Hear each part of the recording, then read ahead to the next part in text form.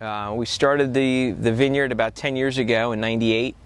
Just started as a hobby and sold most of the grapes the first couple of years, and then decided that we would start the winery in 2004. So we just finished our 4th year, and grapes are doing well. The wine's doing even better.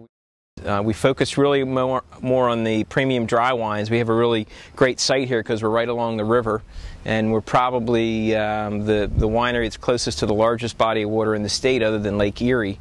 We're right on the western shore of the Susquehanna River. It's about 2 miles wide, and when you come to the winery you can visit the tasting room and then enjoy a bottle of wine with live music every weekend on the patio overlooking the river and the vineyard. Right now we have about 12 acres planted. There's about 9 different varieties. We use most of our own grapes, and then we do grow grapes or buy grapes from other growers as well.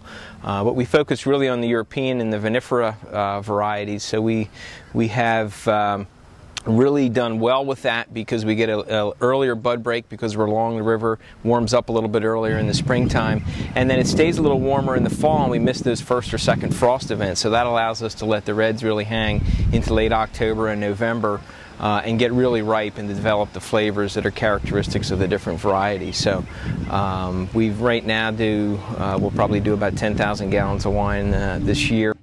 There's a lot of people that enjoy the sweet wines that traditionally have been found in Pennsylvania wineries, so we do those under our other label, which is Moondog Cellars.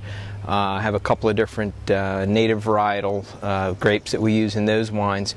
And then for the typical dry reds and Chardonnays, everything is barrel aged. We use predominantly Pennsylvania oak. The barrels are made by a French cooper actually in California, but the wood comes from mostly the western part of the state. We do everything by hand still. Everything is planted by hand, picked by hand, pruned by hand.